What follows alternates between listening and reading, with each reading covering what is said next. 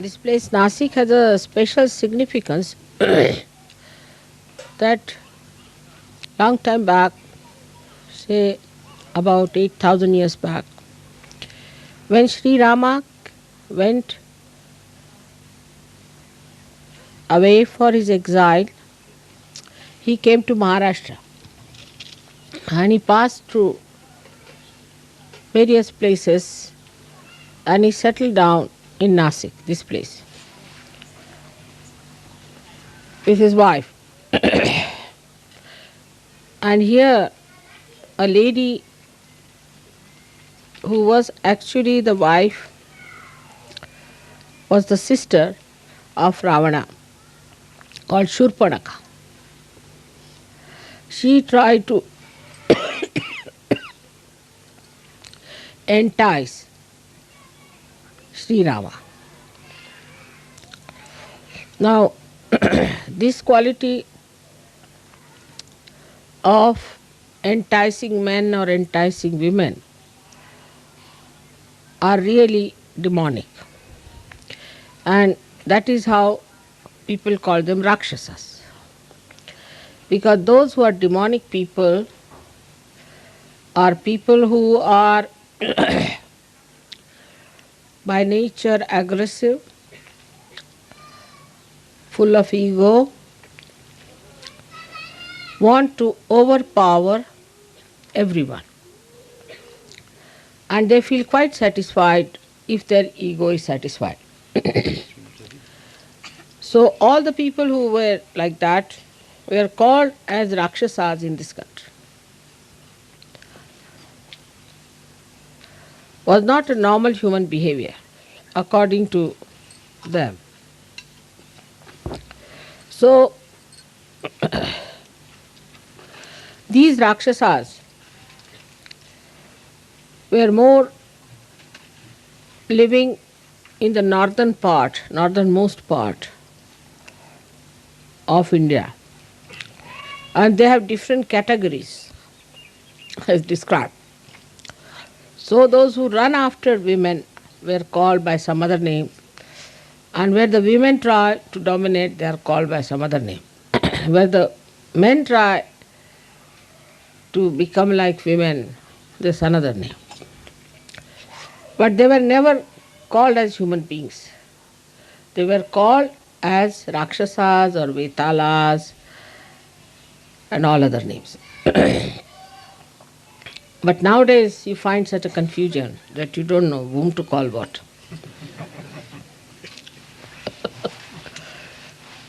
But the human beings in those days were sensible, matured people who with the age matured. Now you have to notice on the streets of Maharashtra, just now I was coming by train, I saw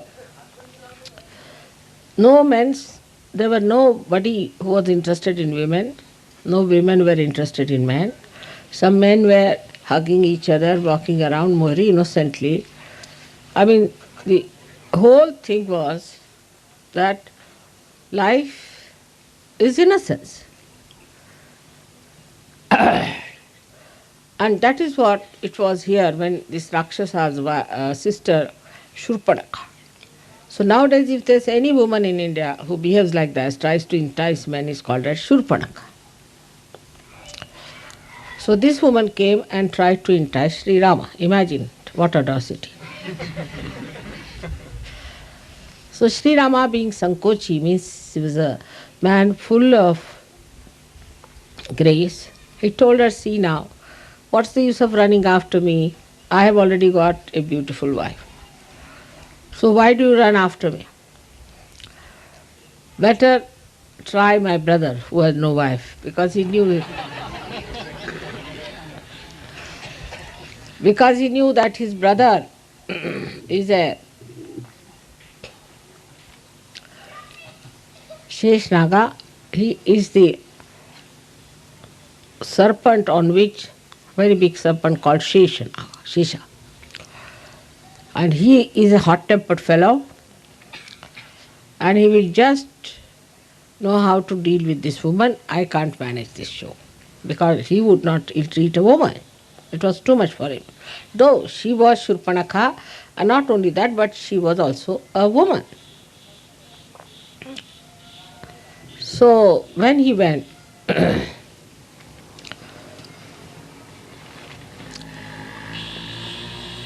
no, he asked her that you go and see him. Lakshmana was sitting outside. Lakshmana had taken a vow to be a brahmachari, celibate man, with 14 years penance. Though he was a married man, this he had to do, but that's the only way he could kill another demon whose name was Meghnad, who had run away with his daughter called as Sulochana. It's a long story.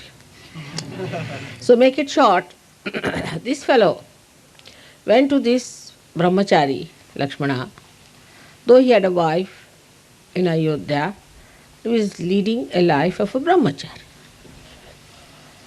It's very common in India. I mean, if your wife is away, you just think about her and you are in separation, still you enjoy your wife thinking about her and thinking about the good things she has done to you. But if she has done all the time bad things, you don't want to think about her.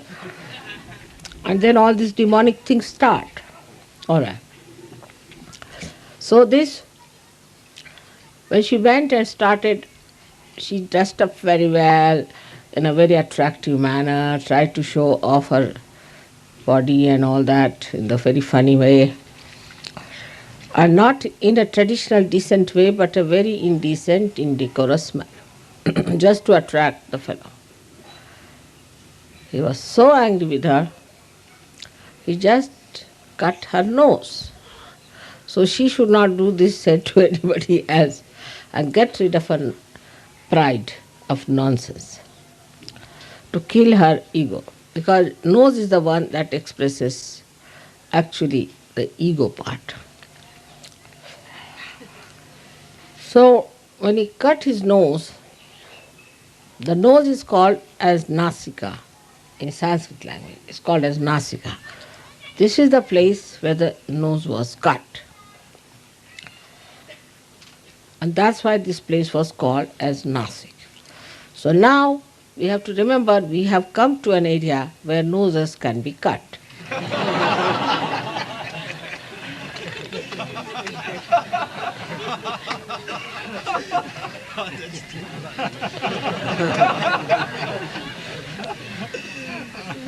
So one has to be careful.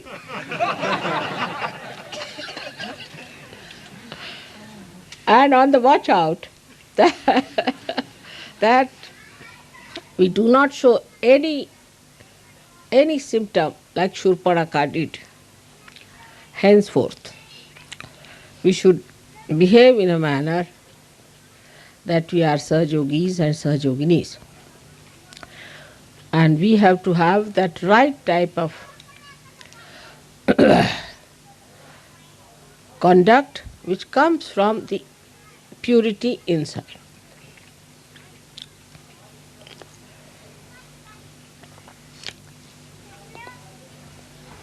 So, as this is now actually the beginning of the tour in the real sense of the word, I have to make certain suggestions to all of you that our behavior should be very decent and decorous,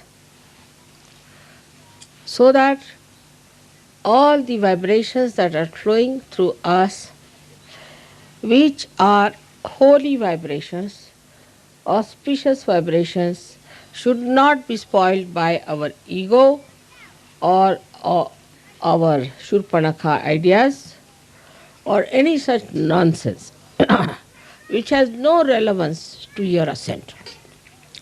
All this come from decadence. The decadence we have gone through. And because you have come up, you can see the decadence of the society. So here you have to show through your good behavior, good dress and good conduct, the beauty that you have developed within yourself.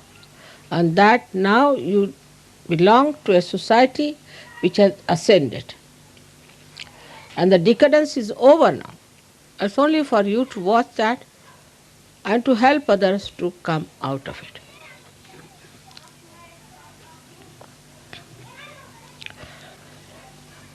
Beginning of the tour at Nasik is a very holy and auspicious thing that has happened to all of you.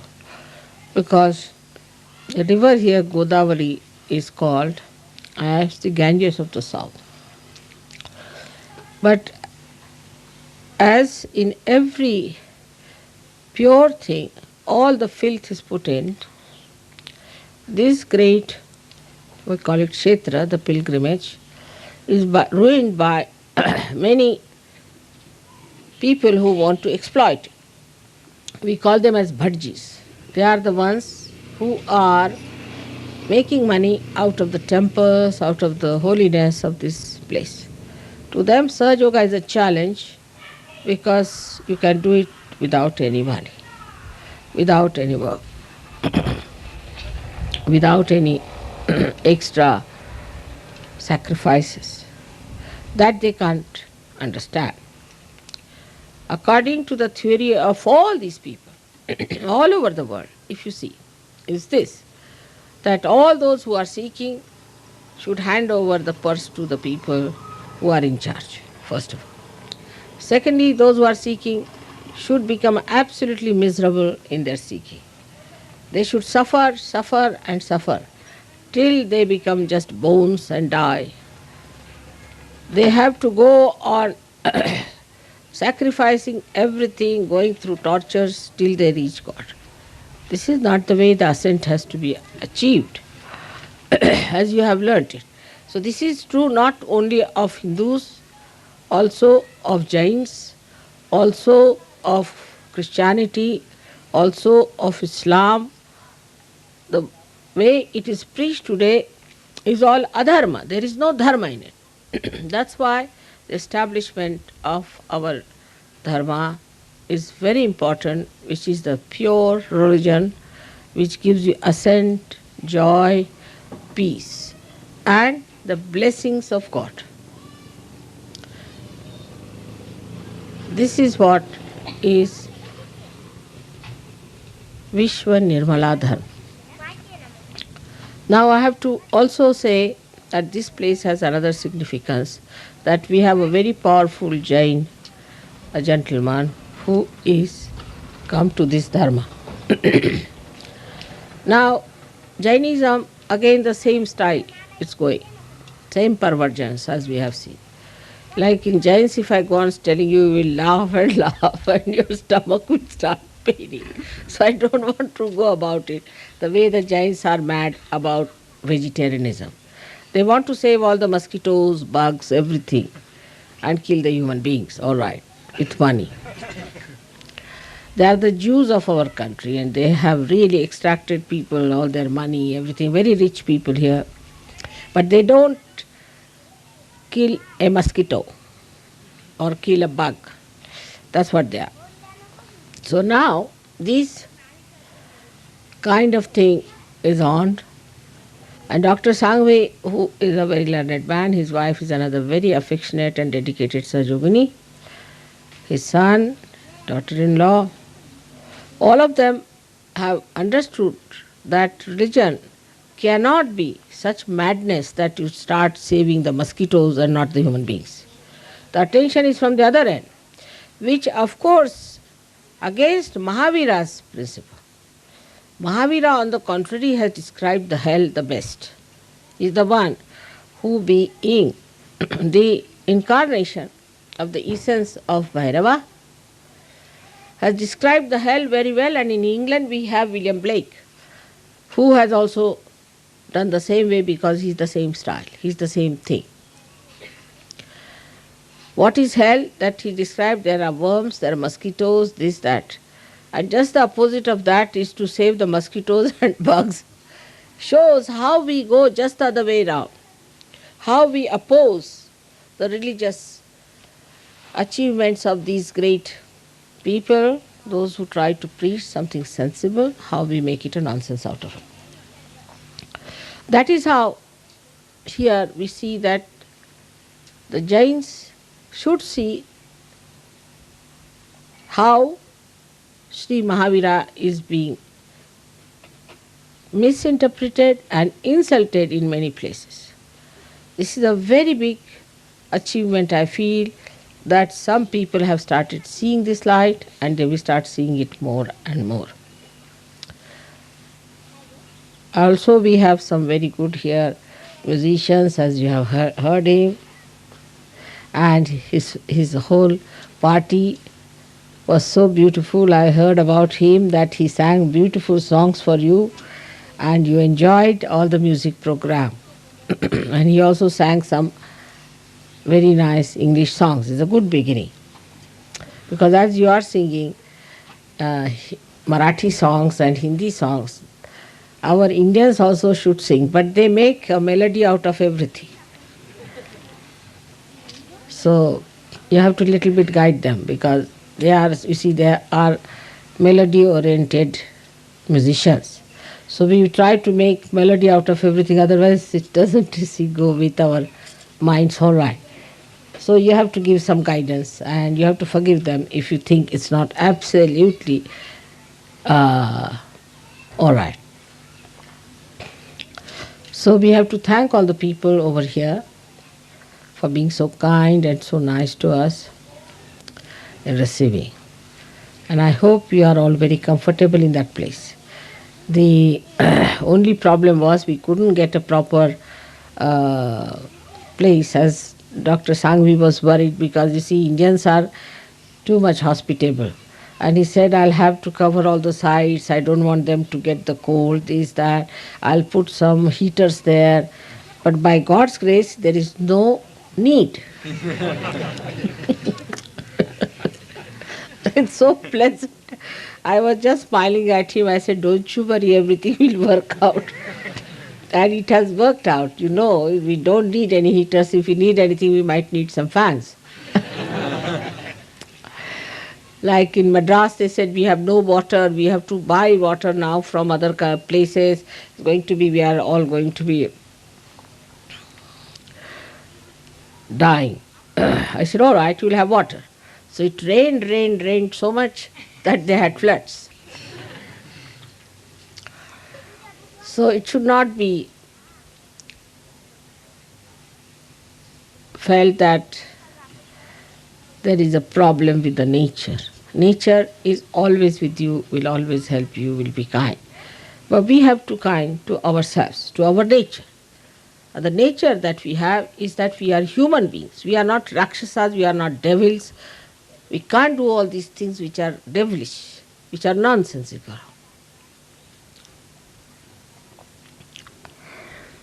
And once we understand that we are saints, we will know that we have to keep our saintlyhood in such a manner that others can see through our behavior. Nasik has another great heritage that many saints came and did tapas. This Tapobhumi.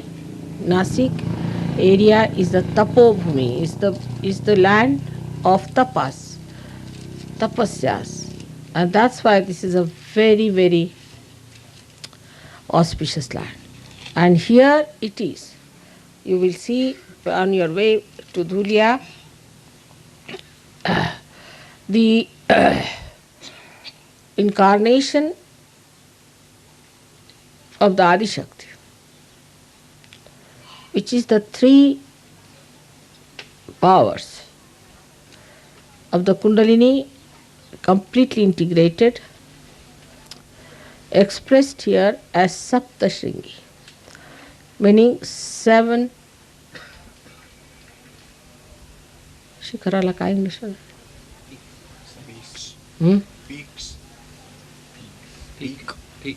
Peaks.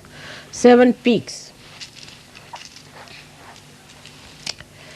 Now 7 peaks are the 7 centers in the brain. And the Kundalini, though she has 7 centers to pass through, the governing pithas, the seats, are in the peak, in the head. And so Adishakti takes place in the Sahasrara. She incarnates in the Sahasrara. So we can say that this is the Sahasrara of Maharashtra or of the universe in a way, though Himalaya is regarded as the real abode of Sadashiva, which is on top.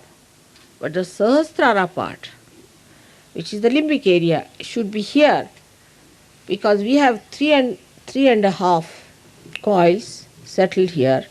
That's why the Kundalini of the universe is here.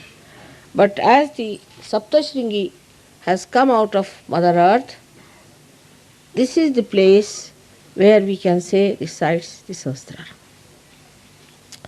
Though the on top is the Himalaya, and Himalaya we can say is beyond Sahasrara.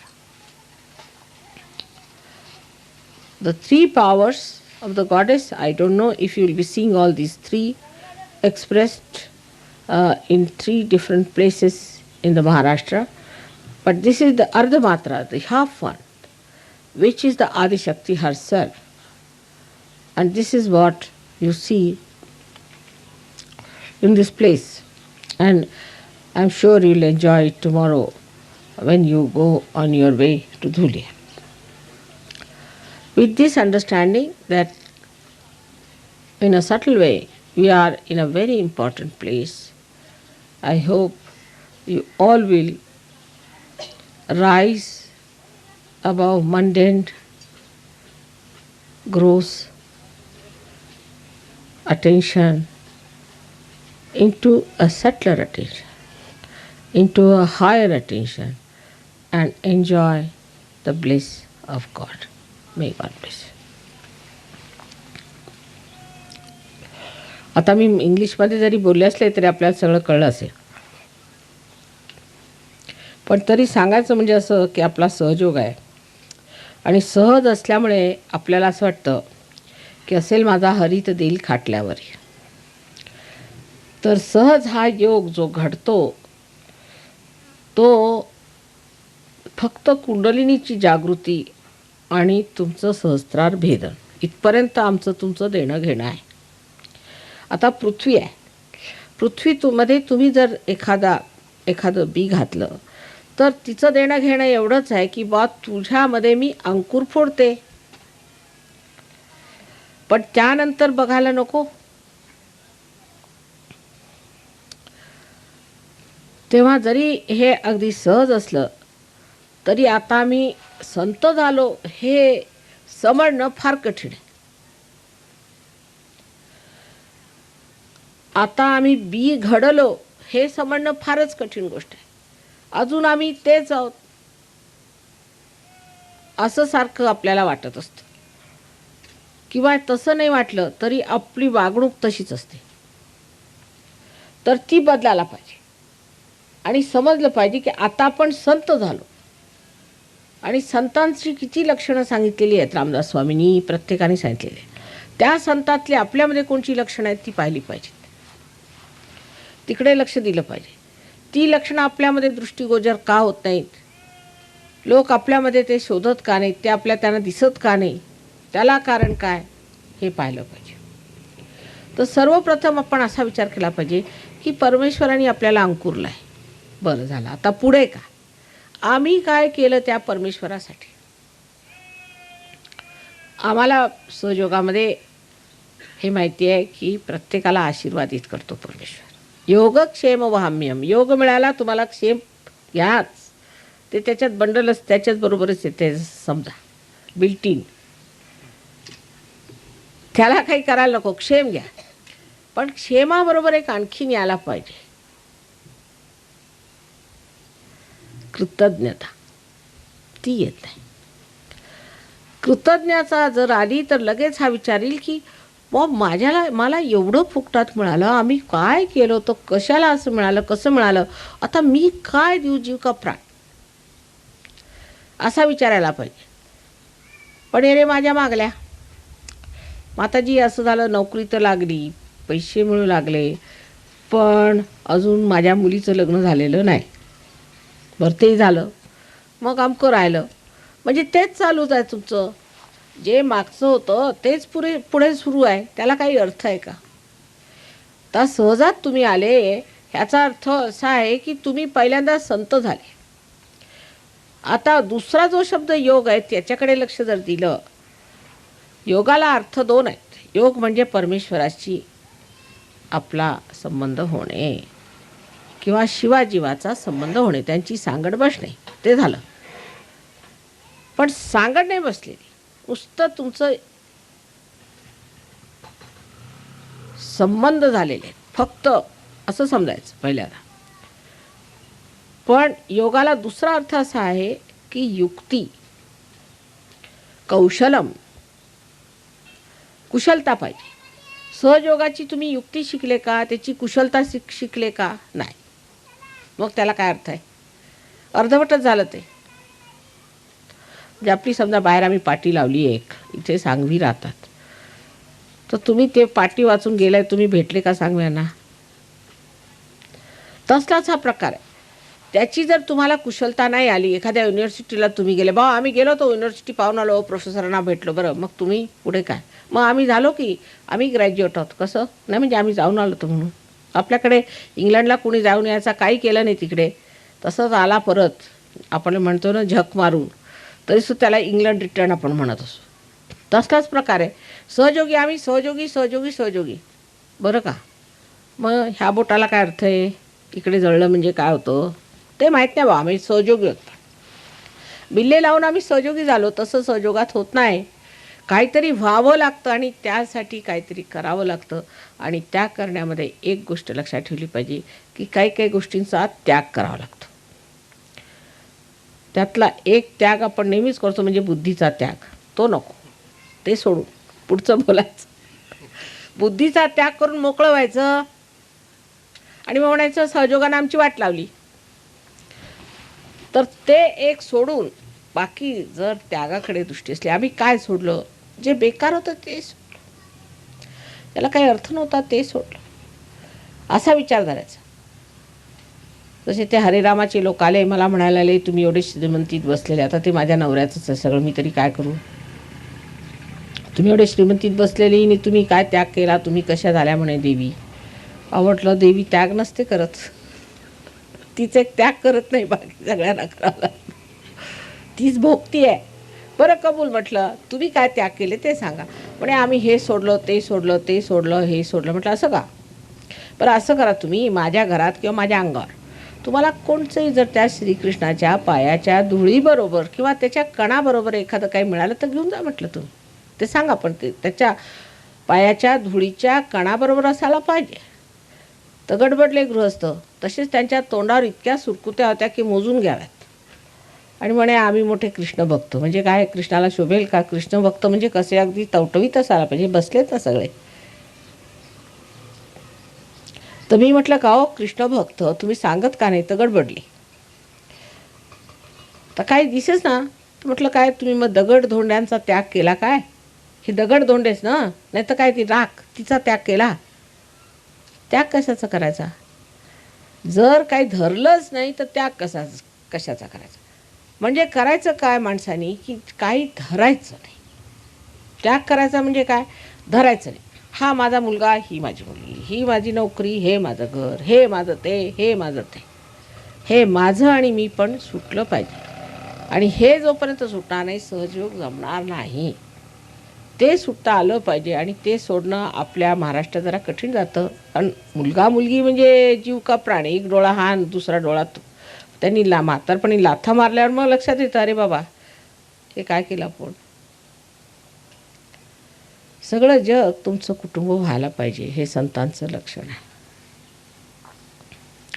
माझं पण गेलं पाहिजे, मी पण गेलं पाहिजे. आणि ते जाण्यासाठी आयुष्य आम्ही सहयोगाला वाहून दिलं आहे. आता परमेश्वराशिवाय आम्हाला काय करायचं आहे? आम्ही परमेश्वराच्या कार्यात रत आहोत. आम्हाला टाईम नाही आता दुसऱ्या गोष्टीला.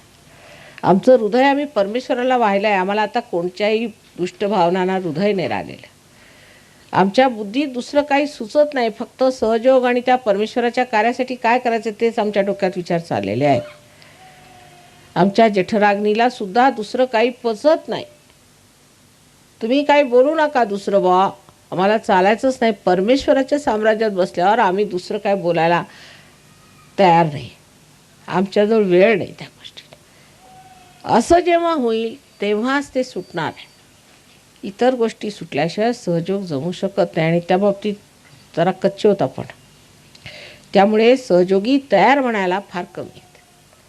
त्याच्यामुळे एका माणसाला सगळं पडतं आणि बाकीची मंडळी नुसती ढम्म बसून राहतात. नसली तरी थोडं बहुत करते. हळूहळू ते वाढत जातं. पण त्याला काय की वाढीला इतकी इंचांनी प्रगती होत आहे की त्यांनी सहयोग कसा फोफावेल हे समजत नाही. कारण इथे काहीतरी व्हावं लागतं. काही प्लास्टिकचं बनवता येत नाही की चला एका मशिनीत घातले माताजींनी सगळ्यांना, आता तयार करून ठेवले इकडे पुतळे. ते मेलेलं काम आहे. जिवंत कार्य करायचं म्हणजे त्याला वेळ लागतो, हे मलाही माहिती आहे. पण जरा जास्तच वेळ लागला म्हणजे जरा असं मग वाटतं की काय करावं आता, कसं करायचं. नाशकाला जरा जास्तच वेळ लागत आहे. आणि इथे भागीरथी धावते आहे. रामानी आणि सीतेनी दोघांनी अनवाणी चालून इकडे पवित्र केलेलं आहे. ही तपोभूमी आहे. सगळे ह्यांना मी सांगते वर्णन करून. त्यात आदिशक्तीवरती गडावरती बसलेले आहेत. सगळं असून इथे सगळ्यात गाडं जे आहे हळू चालत आहे. म्हणजे ज्या रथाला 100 घोडे लावले त्याच्यापेक्षा ते 2 घोडे लावलेलं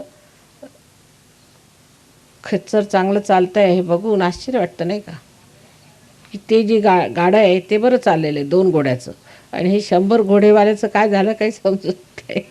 आणि केवढी मेहनत घातली तुमच्या पूर्वजांनी इथे. किती साधू संतांनी येऊन इथे आपली मेहनत केलेली आहे ह्या तपोभूमीमध्ये. त्याचा विचार करा. आणि तुम्ही इथे जन्म कशाला घेतला मग, असाही विचार करा की आमचा ह्या नाशकाला जन्म झाला एवढ्या पवित्र भूमीत, तर आम्ही काय करायचं. नसत्या गोष्टींकडे लक्ष नसलं पाहिजे. नको ते पाहिजे.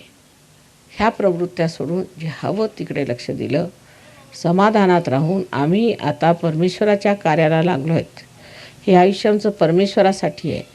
हा जो काही आमच्या प्राणाचा दिवा लावलेला आहे तो परमेश्वराच्याच प्रकाशाला पसरवील. अशा उमेदीने तुम्ही जर आलात तर आनंदाच्या सागरात पोहाल. सगळं काही तुमचं बघण्यात येईल. परमेश्वर संबंध क्षेम देईल. त्याच्यावर अत्यंत समाधानात आणि पूर्ण काय झालं, संपूर्ण आपण आटपून घेतला, आता पूर्ण झाला असं तुम्हाला वाटेल. परमेश्वर तुम्हा सर्वांना सुबुद्धी द्यावा.